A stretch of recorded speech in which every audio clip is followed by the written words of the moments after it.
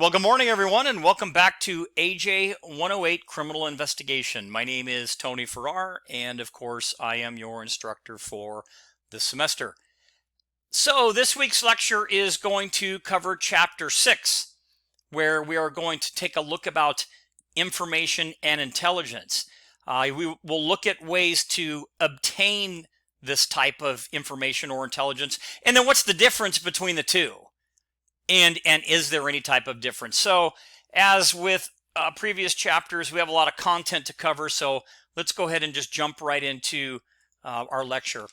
So before we really get into it, I have a couple of short video clips that I'm not going to play, but you can watch at your leisure, and they're about 2 to 3 minutes long a piece, and I'd like you to just kind of evaluate them. Look at some of the things that maybe the interviewers did right, if anything, or look at some of the things that they did wrong, if anything, and just kind of keep a mental note of that as we start to talk more about information, intelligence, and how we're going to obtain that. And a lot of it's going to come through interviewing, and you'll find out a little bit more as we kind of go through the chapter. So, knowledge obtained through questioning and physical evidence is equally important. So while physical evidence is maybe cool, and you found the smoking gun or you found the bloody knife or what have you, understand that other things that you obtain, this knowledge that you get through questioning, is just as important as the physical evidence. Because a lot of times the questioning can actually provide leads for finding this physical evidence. Maybe you couldn't find it at first, but after you either interview a witness or you interrogate a suspect, you're able to locate the physical evidence that you need for your case. And then finally, keep in mind that confessions must be supported by physical evidence or some other corroboration. And that's important to know, because we do know we have individuals out there that might confess to a crime that they actually didn't do. And there's a lot of reasons for that. And we don't really have time to go into all of that. But that's one of the reasons that anytime someone confesses, you really want it to be supported by some type of physical evidence or other corroboration. Because remember, you're looking at the burden of proof beyond a reasonable doubt to convict. And of course, we don't want to send anybody to prison that doesn't need to go. So we want to make sure that we are doing our due diligence, and that we're not just kind of pushing the issue just based on a confession. Okay, so in addition to physical evidence, 3 primary sources of information are available. And these are reports, records, and databases. Next, we have people who are not suspects in a crime, but who know something about the crime. And then finally, we have suspects in the crime. Now, considering these 3 sources of information, often these sources tend to overlap a little bit. For example, information found in a hotel's records may be supplemented by information that is provided to you by, let's say, the hotel manager or the doorkeeper or someone else that works in the building. So you have information found in one area in a record, but you have supplemental information that's given to you from somebody else. And because there really are so many sources or people that provide information, there's so much out there that exists, a lot of times it's helpful to develop a source of information file. And this basically is, every time when you obtain some information from someone who can provide details or other things on criminal activity, you would basically make a little information card or something similar with information about that source, and you could put it either in a card or a card file, or you could enter the information in a computer. So it's just kind of a little close to home database, if you will, to keep track of all of the information that you might have. And also, when we're talking about information, we are pretty much in the information age, a period in which knowledge and information is continuing to increase, doubling about every 2.5 years. And among the most important advances for law enforcement is the availability of computerized information. And such information has been in existence for several decades, but not in individual, patrol units or easily accessible by the average police officer on the beat until, recently. Officers now can receive all types of information in their vehicles. It can be stolen vehicle information, arrest records, photographs, driver's license information. They can run fingerprints. They can write reports. All of this can be done from their vehicle. They can even do computerized composite sketches from their vehicles. So there's just so much out there. And consider some of the other type of technology that's out there. You have robotic cameras. You have 3D lasers that assist officers and investigators in making 3D crime scene sketches and mock-ups. You have automatic license plate readers, drones, which is kind of the biggest thing out there right now. You have, different types of iPads or iPhones or tablets. You have GPS, thermal imaging, and you even have things that maybe you didn't think of, like gunshot detection and location systems. And this is where you put these devices at certain parts of the city, and it's a software system and a sound system that will be able to triangulate where a gunshot might be coming from. Isn't that kind of cool? But this is stuff that was never available before. So you have all this different kind of information. And then you have social media, which I probably could have put in there, but I think we know how much that is out there as it relates to information. And that's a great source of information for law enforcement. So let's take a closer look at each one of these areas. So we're going to start with reports, records, and databases. So reports, records, and databases at the local, state, and federal levels can assist in many types of criminal investigations. So an important source is the records and reports of your own local police agency. And this would include things like your preliminary crime reports or arrest reports, follow-ups, offense and arrest records on individuals, MO files, or what they call modus operandi files, which means not why they commit the crime, but how, the pattern.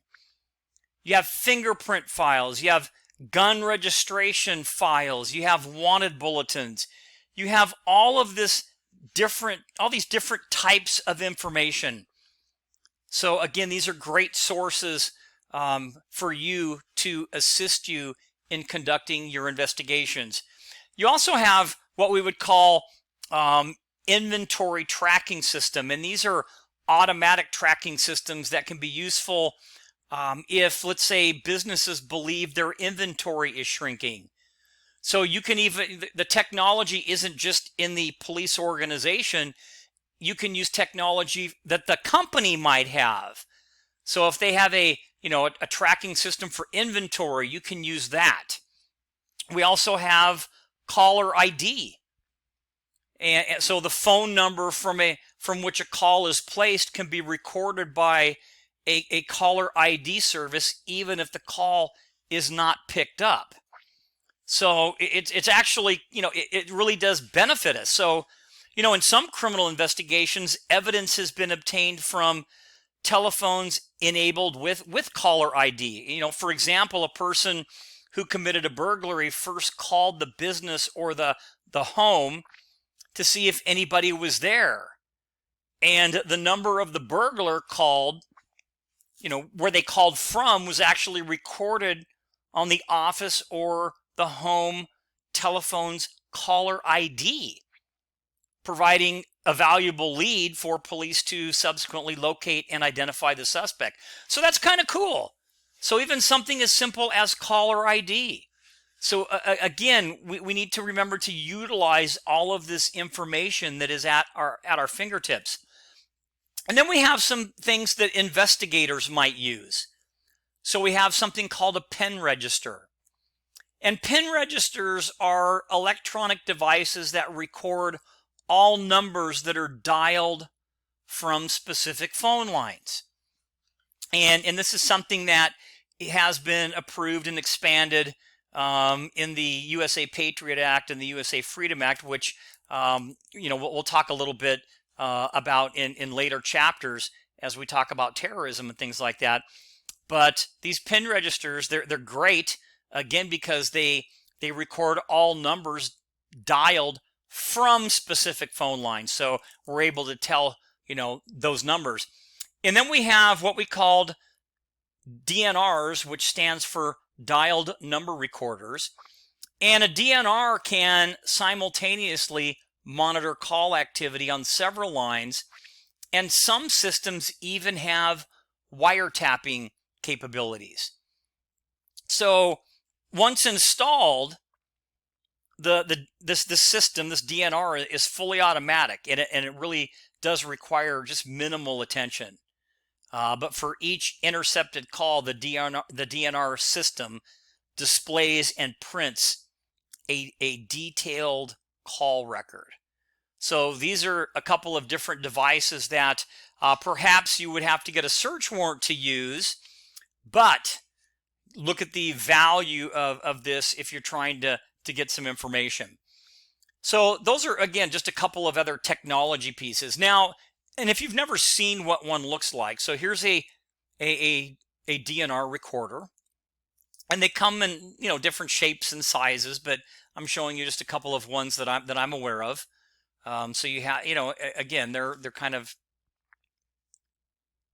and then here another one, a called number recorder. So these are those types of devices, and they're not really big, but they are extremely useful. All right, so what are some other sources of information? Well, some other sources, especially as we talk about reports, records, and specifically databases, would be other agencies. So you might have, state resources. Investigators also use information from the state police, DMV, the Department of Corrections, parole. So all of these are state resources. You have federal resources, which include the post office. Kind of an interesting one, right? But they can help you in a lot of investigations. You might have need to contact the Social Security Administration. That's kind of interesting. So if somebody's applied for Social Security, you could use their database perhaps. Or you have some agencies that maybe you recognize a little bit more: the FBI, ATF, DEA, DHS, U.S. Marshals. All of these are agencies. You even have Department of Homeland Security that you could look at, which I think I mentioned. But all of these agencies have databases, and you can, they have records and data on all kinds of things. And then the internet. So the internet, it's an extremely valuable source of information, not for all the junk that's out there on the internet, but honestly, fast-breaking cases such as kidnappings can be aided by an investigator's ability to, let's say, distribute photos or flyers or other important details efficiently and effectively to get out information on individuals, perhaps in a kidnapping. A lot of times we will use social media now, and we might have a missing elderly person or a missing juvenile, and we can post that on our Facebook page. A lot of departments run a Facebook page and get that information out quickly, and it really does help. And also consider finally the prevalence of smartphones and how that has really kind of enhanced our technology all the way around. So this prevalence of smartphones has now placed a kind of a mobile computer with wireless connections to the internet in the palm of almost every police officer. And there's a lot of different applications that are available to law enforcement. And those applications are continuing to grow.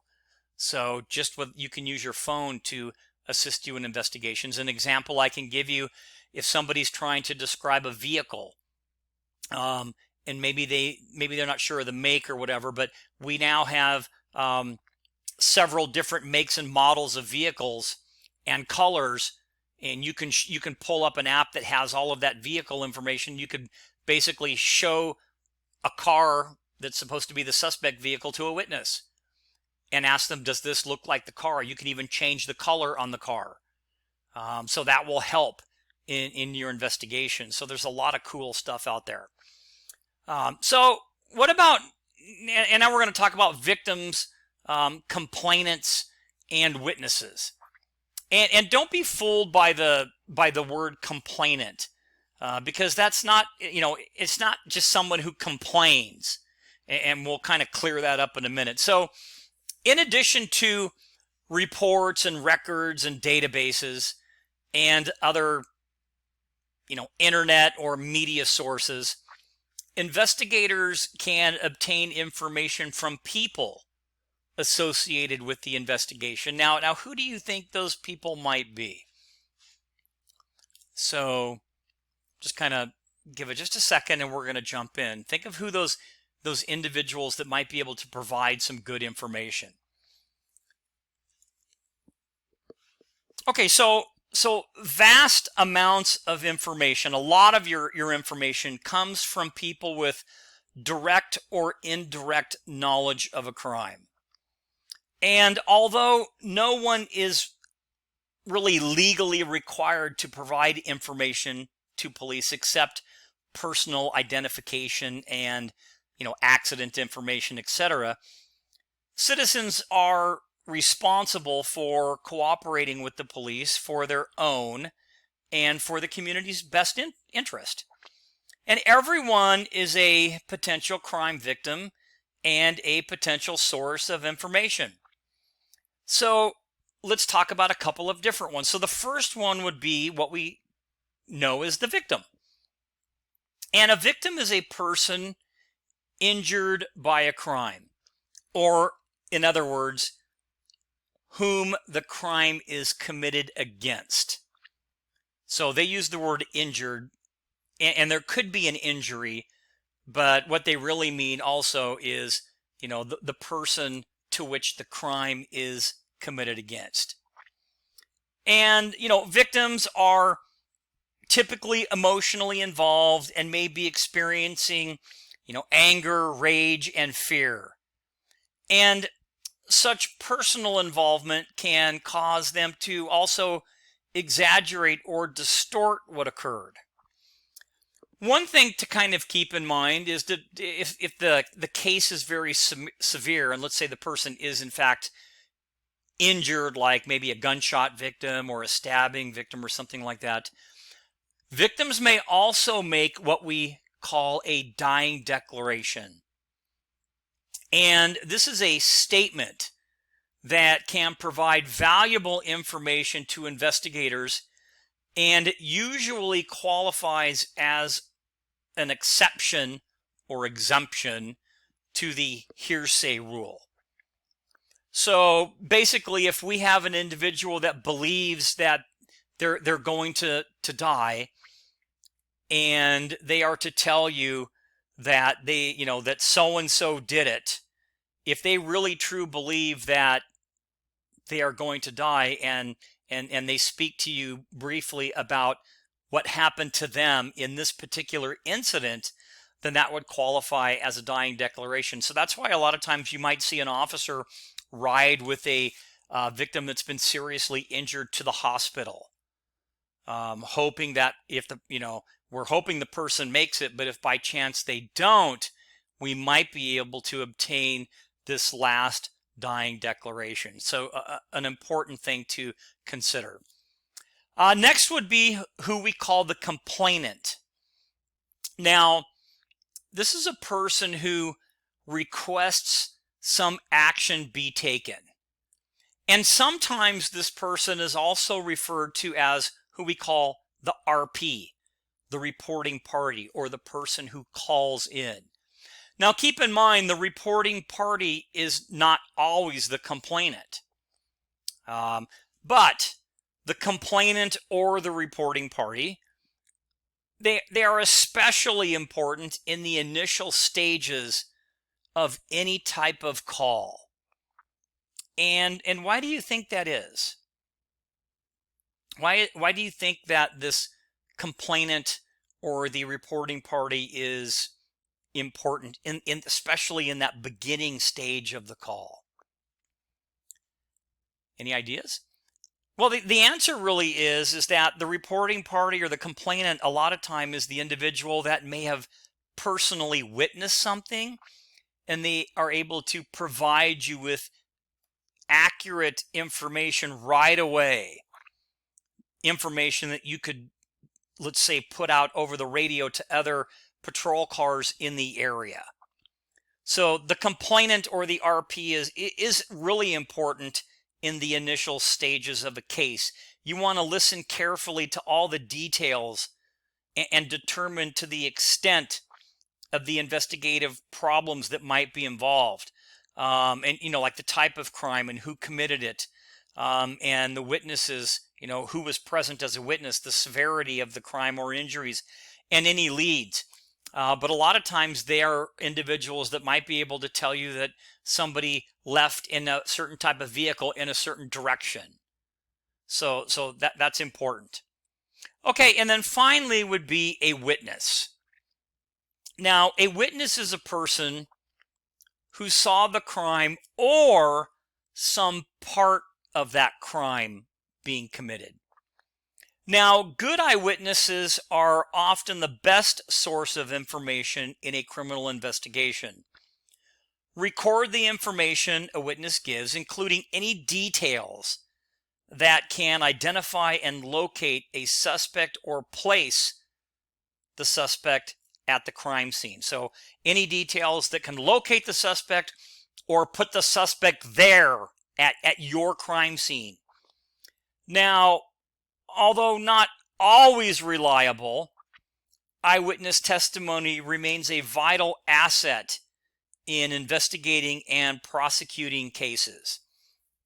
So, again, the eyewitness info is not always the best, but it really is still a vital asset in investigating your cases.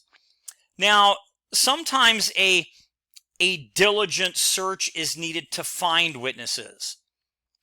They may not want to get involved, or they may withhold information or provide it for ulterior motives. So, again, make every effort to locate all witnesses. Check with the victim's friends and associates. Make public appeals for information online or on the radio or on TV. Don't discount the tried and true method of maybe even posting flyers around town asking for some type of information, because you never know what, somebody might decide that they want to help out, and then they have the information to be able to call and help people out. And one additional way to locate information is something that we call the neighborhood canvas. Often the best way to solve a crime is, in fact, to go door to door in the area around the crime scene. And the area canvas is, or should be, one of the first tasks an investigator should have on his or her task sheet, and when done correctly, can really be a powerful investigative tool. And you have to kind of think of it like this as well. Not everybody's going to want to talk to you. So understand, that while knocking on doors is essential in a major criminal investigation, sometimes individuals may not want to speak to you right away. A lot of times, and it could be because they don't want it to be seen talking to the police, or they don't want to look like a rat or a snitch, or things like that. So, just kind of keep in mind that, the canvas is a great thing. You may just have to leave a business card. You may have to come back at a different time, or you can have the person maybe meet you at the station. But while there are a lot of people that want to help, you may not get the help you want right away. Now, there's a little bit more information that you can look up on your own. On page 194, on the bottom left portion of the page, would be a list of fundamentals for conducting a successful neighborhood canvass. So I'll let you look at the rest of those kind of on your own time. All right. And as part of the investigative process, and some of you may know something about this, and some of you, this may be new. So there is a procedure that is called knock and talk. And a knock and talk is another practice that investigators use to obtain information. And it usually takes place at a suspect or witness's home, which would make sense, thus the knock and talk, and is generally considered what we call a consensual encounter by the courts, meaning that we're not ordering anybody to come out of their house. We're not ordering anybody to do anything. We are merely knocking on the door and asking any questions like, do you mind if I speak to you for a minute? Can you tell me if you saw anything? Those types of questions. And again, the person is under no obligation to answer the question. But it's another way that, again, officers or investigators can perhaps contact someone that might have seen something. Or that maybe they want to talk to you later, kind of like when we talked about the neighborhood canvas. Maybe they won't talk to you now, but perhaps they might talk to you a little bit later. And there's a case that goes along with that. You can look at your leisure as well. It's United States versus Casper. Okay, and then also just very quickly as it relates to knock and talk, etc., or even just your talking to individuals at your crime scene, witnesses, etc., be aware that suspect and witness statements are not always reliable. So you really should know that. Witnesses are often more confident in their knowledge of what happened than they are accurate. And adding to the ambiguity is the fact that many people see only a part of the commission of the crime, but they tend to testify that they witnessed the entire event because they kind of like fill in the blanks, maybe from talking to other people or something like that. So just be cautious when you're getting victim statements or witness statements, or even, of course, suspect statements.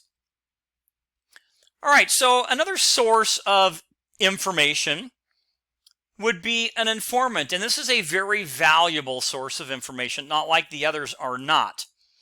But an informant is anyone who can provide information about a case, but who is not a witness, victim, complainant, or suspect. He's outside of the loop, but he has information. A lot of times informants are, they have a little bit of criminal element in them. And there might be different reasons why they want to do this, but let's kind of read a little bit more. I don't want to get ahead. So informants may be interested citizens, people with criminal records, those with pending cases against them, those who seek money for providing information and or assistance. So there are different reasons for why they may want to be an informant, right? And that kind of makes sense. And let me go a little deeper and talk about a couple of types of informants. So, of importance to investigators is what we call the confidential informant. And maybe you've heard this little nickname called a CI. Now, a CI, or a confidential informant, is a person formally registered with and compensated by the police department or whatever agency they're working for supplying information or performing a service, such as a controlled purchase of drugs. And we'll talk about the compensation in a minute, but I just want to kind of clear this up. So we may have an individual who wants to make some money, and they might be, let's say, a user of drugs. And again, this is where you have to kind of like, there's a little gray in here. So we know that they tend to use drugs, but they want to make some money and they want to help you. And so they're willing to go into a drug house, buy drugs undercover, and bring the drugs to you. And these individuals, there's information, there's special paperwork that they fill out. The district attorney that handles the agency involved knows the CI, this person is a formal CI, and they're compensated by the department for supplying information, or, as in the example I gave you, performing some type of task. So the compensation, it can be a couple of different things. It could be money. It could be working off a case, which means that, let's say they have a possession of cocaine case and they want to work that case off. So you would sign them up as an informant, and maybe they would go in and make a undercover buy for you at the location where, this person typically buys drugs, and you would pay them money. Or maybe they're working off that case. You would tell the DA everything. It worked great. The person was reliable. They did what they were going to do. And perhaps the district attorney, instead of filing the case, might give them, let's say, drug diversion or something less.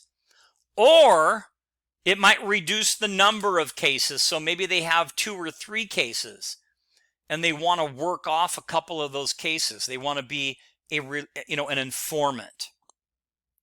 Okay. The other type of informant is what we call a confidential reliable. So building trust when dealing with informants is the key in developing any type of informant. A high level of trust in a CI can lead officers to regard that particular CI as reliable. So there is a legal difference between an informant and a confidential, reliable informant. So here's another thing for you to remember called CRI. So we know CI is a confidential informant, but now we have a CRI, which is a confidential, reliable informant. Now, think about what would make the person reliable?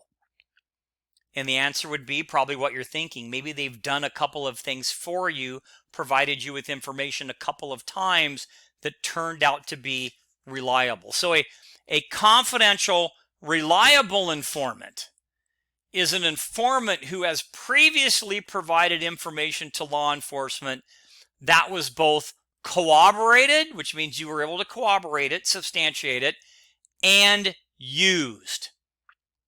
So both of those pieces. And that would make a person a confidential, reliable informant.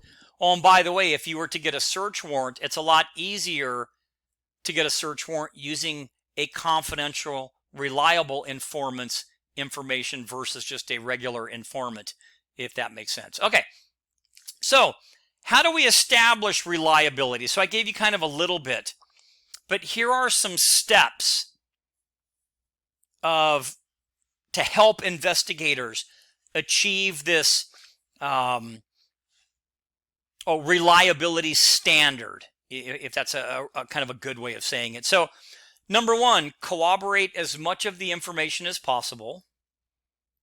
Number 2, determine how, where, when, and under what circumstances the CI obtained the information. Number 3, explain the use of the CI's information. Number 4, provide or reveal statements informants made. And number 6, actually it'd be number 5. 1, 2, 3, 4, 5. Yeah. Identify the informant if it is safe to do so. Now, a lot of times we don't do that. I do see that that's in your textbook, but that is typically something that is not done. But sometimes it can be. But again, these are steps that are recommended to help an investigator achieve that totality of circumstance necessary to establish probable cause as it relates, to using information from informants. So hopefully that kind of clears that up a little bit. And now let's look at suspects.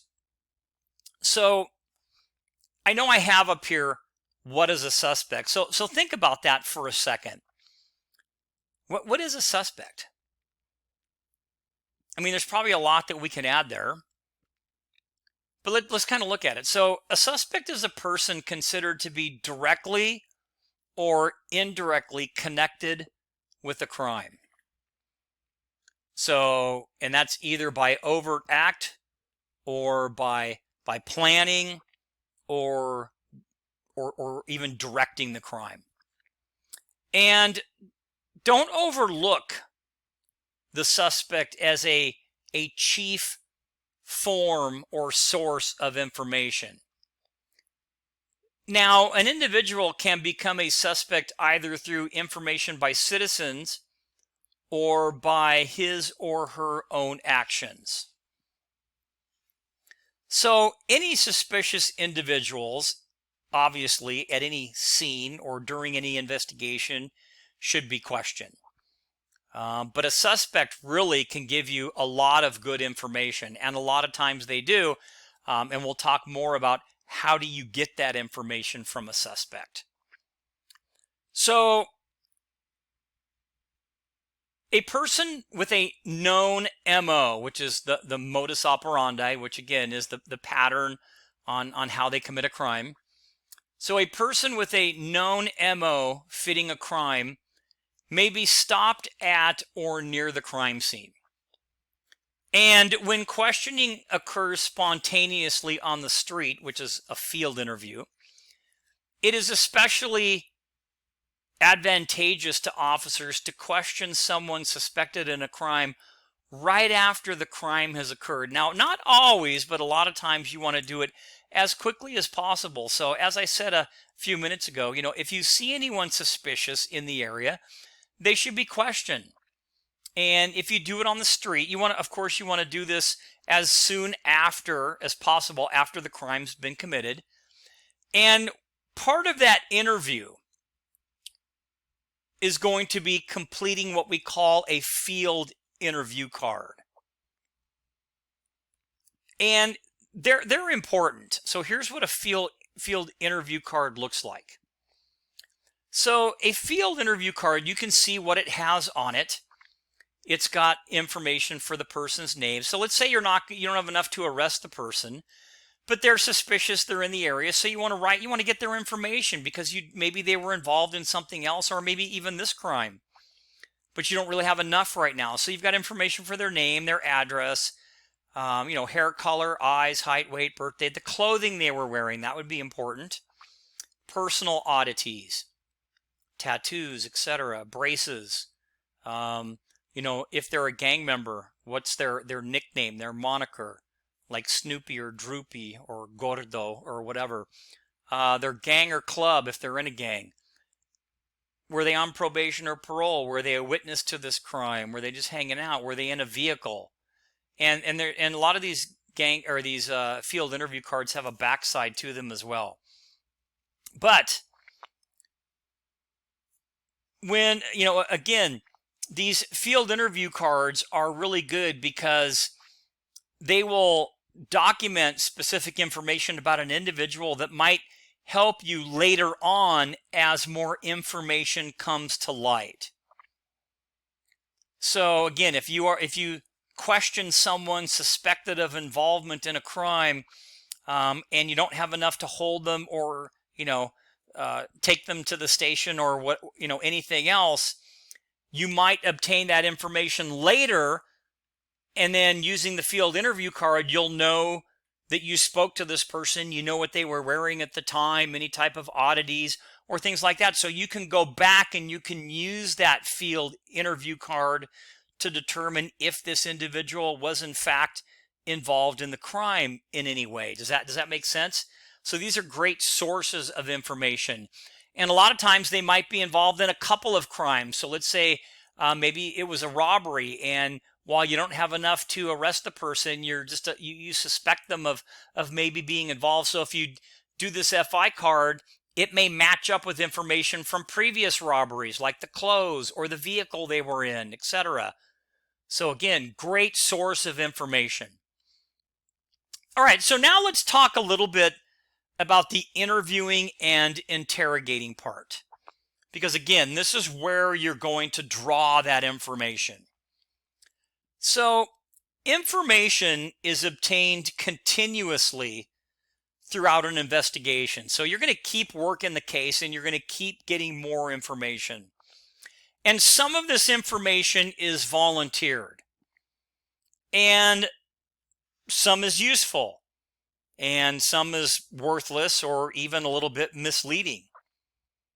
Most of an officer's time is spent meeting people and obtaining information from them, a process commonly referred to as either an interview or an interrogation. So again, sometimes people are going to give you information, but sometimes you're going to have to work for it. So what's the difference then between the two?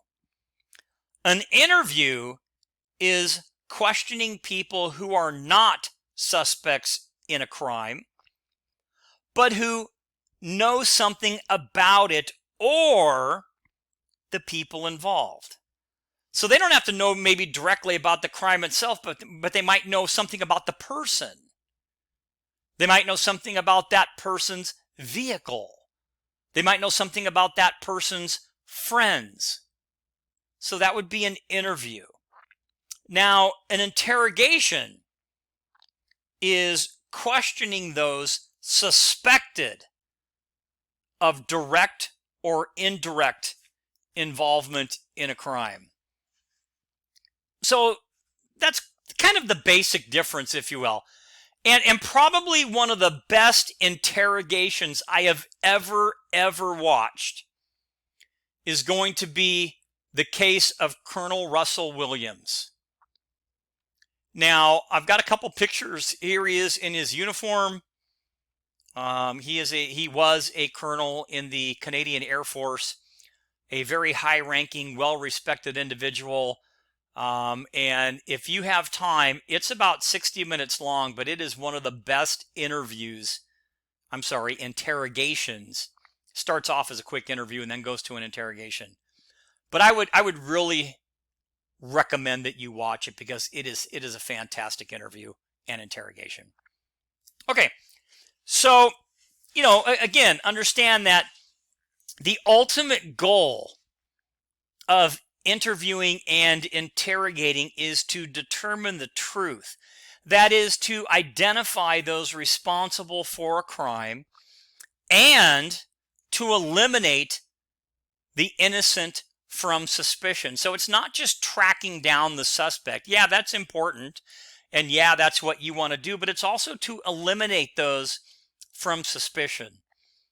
So investigators must obtain all the facts supporting the truth, whether they indicate a person's guilt or innocence. And the best information either proves the elements of the crime, which you'll learn is called the corpus delicti, or it's going to provide leads for you. So now that we know the difference between an interview and an interrogation, What are some effective characteristics for an interviewer or an interrogator, and sometimes they're the same, to have? So many of the emotional and intellectual traits of an investigator that we talked about back in chapter 1 are especially valuable in communicating with others, presenting a favorable appearance and personality, and establishing rapport. We've talked about that. Are more important than physical attributes. So what are some of the attributes, the characteristics of an effective interviewer or interrogator? Well, the first one is adaptability and the ability to be culturally skillful. So your culture and educational background and experience are going to affect your ability to understand people from all walks of life, to meet them on their own level on different or varied subjects, and to adapt to their personalities, backgrounds, and lifestyles. Next would be self-controlled and patient. Use of self-control and patience to motivate people to talk, being understanding yet detached, waiting for responses while patiently leading the conversation and searching for facts. Remember, remain professional, recognizing that some people you interview may not like you. They may actually feel a little hostile towards you. Next would be confident and optimistic. Don't assume that because the person you are questioning is a hardened criminal, has an attorney, is belligerent, or is better educated than you, that no opportunity exists to obtain information. Go back and watch that Russell Williams interview. This characteristic kind of fits right in there. Show that you are in command, that you already know many answers, and that you want to corroborate what you know. And if the conversation kind of shifts away, kind of bring it back on topic. Next, and very important, is objective. Maintain your perspective on what is to be sought, avoiding preconceived ideas about the case.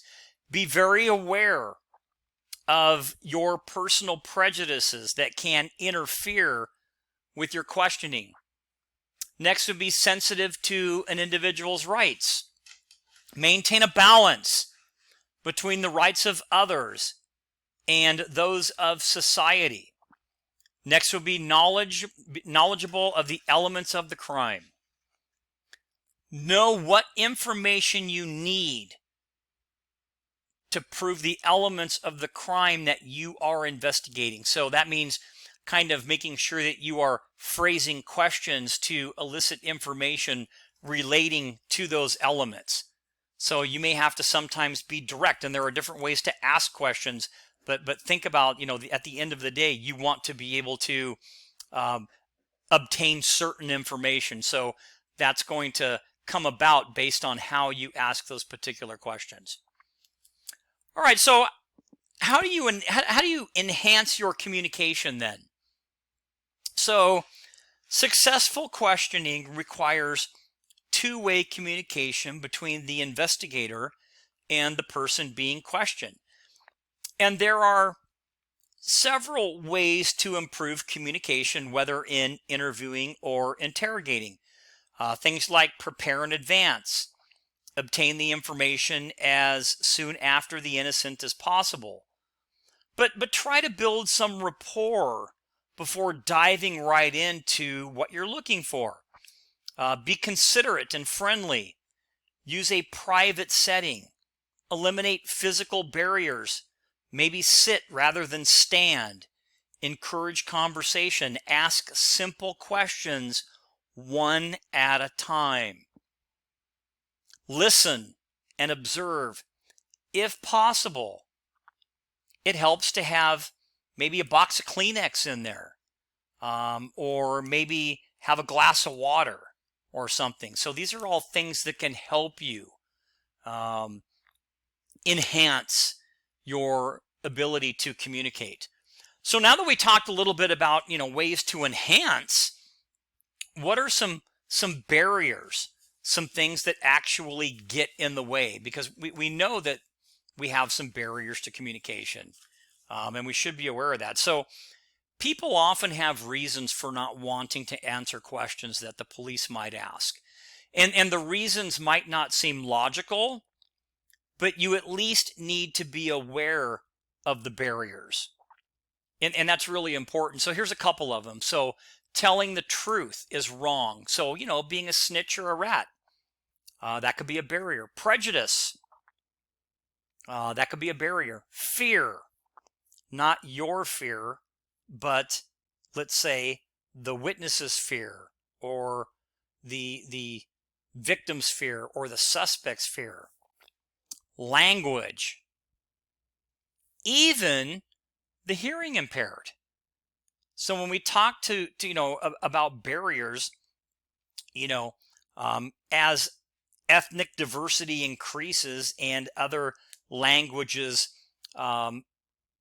proliferate or come forward, language barriers become an increasing challenge to law enforcement. So language barriers might be minimized or eliminated by seeking a mix of, let's say, bilingual officers when you hire, training officers in conversational foreign languages, and even matching officers to appropriate beats and assignments. Now, one additional language barrier not to forget would be those that might be hearing impaired. So it is highly recommended that officers learn American Sign Language, at least enough to generally communicate. And what a great idea. So these are all barriers, or some barriers, to communication. So let's talk now about some effective questioning techniques. So most cases are solved through effective questioning techniques. Now, investigators use questions and repetition effectively and know how to question those that are reluctant, that don't want to speak to you. No matter which technique or combination of techniques that you select, you should follow two key requirements, or two basic requirements, and that would be listen and observe.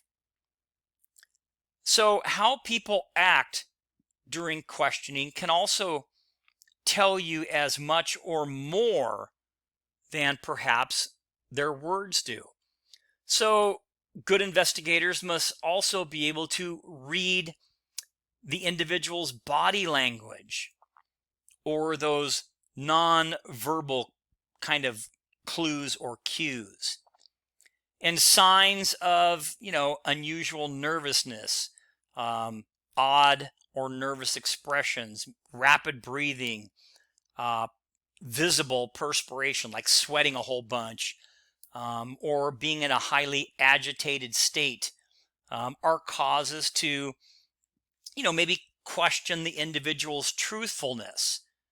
So, again, these are questioning techniques. So body language. And if you don't know anything about body language, the term or the phrase definition, kinesics, is the study and interpretation of nonverbal communication related to the movement of any part of the body, or the body as a whole. So in layman's terms, this term is the study of body language. And if you kind of look at the upper right with the individual right here. So what do you think this guy, do you think he's paying attention and listening to every single word? Or the way he has his arms, is he kind of blocking the guy off? Or here, where he's looking down, got his hand up like that.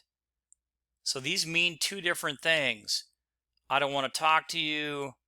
I'm gonna defend myself. I'm gonna be defensive. I'm gonna put my arms up here, or maybe I'm starting to feel some guilt, etc.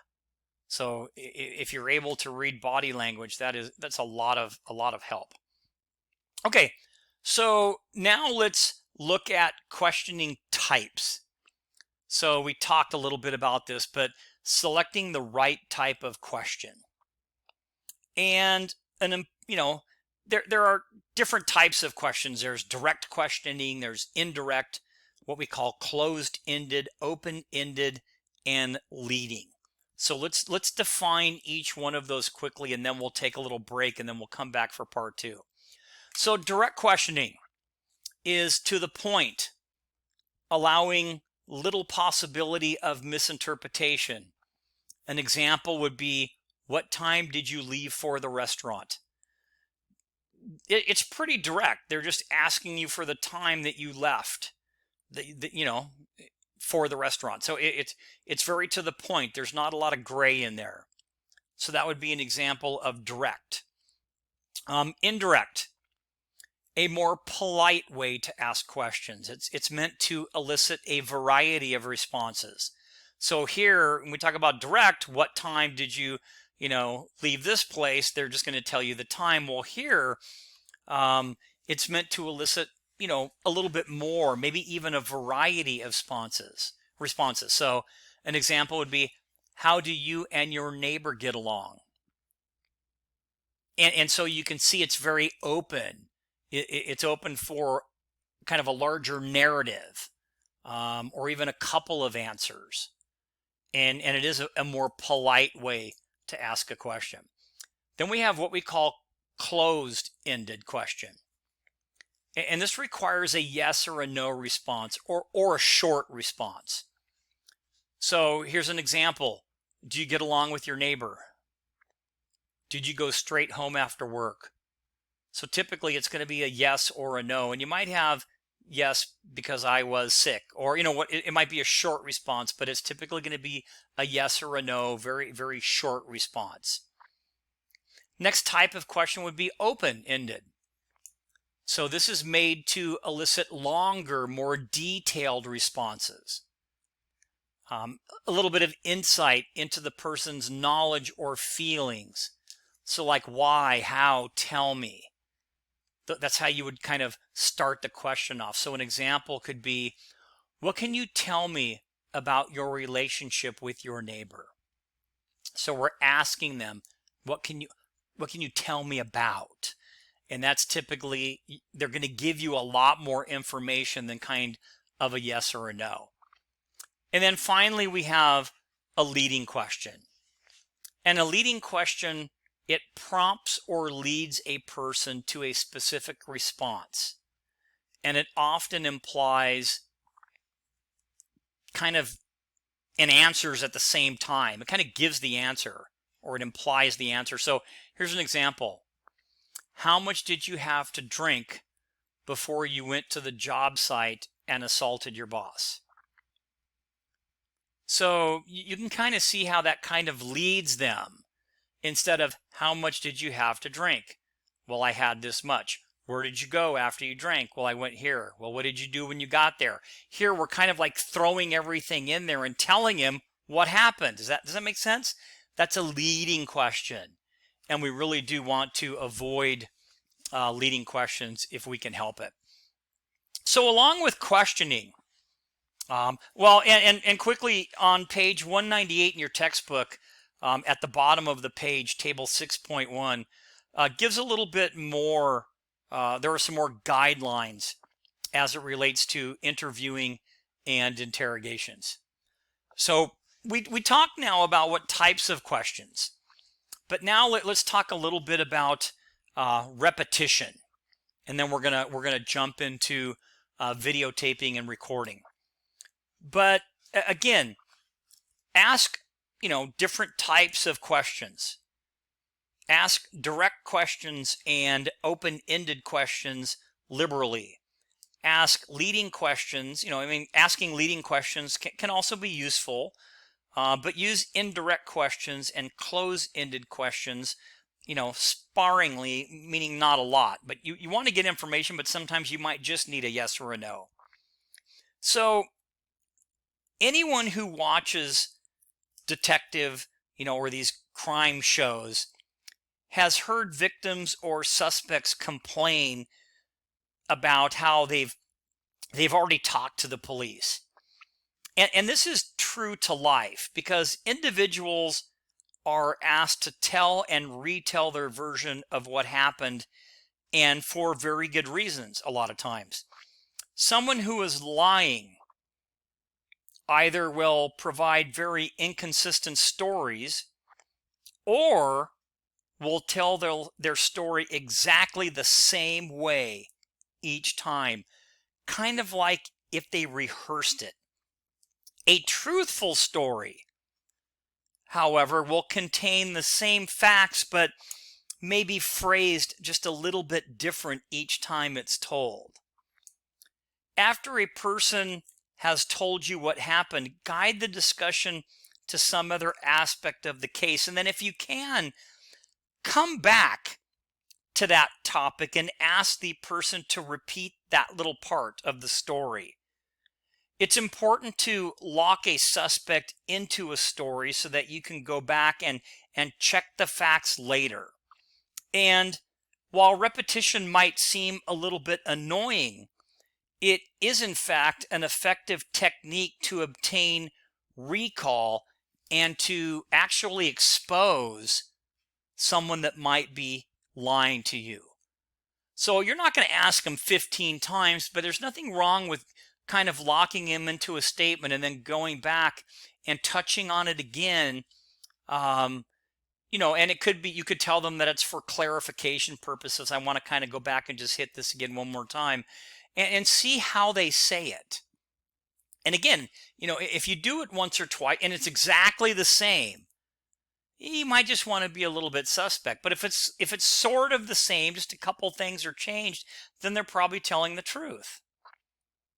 But this is a good way to kind of weed out those that might be lying to you as it relates to an investigation. All right, so this is probably going to be a good place for us to stop.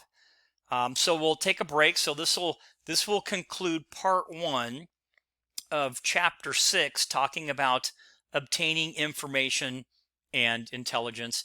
And we'll be back in just a few minutes.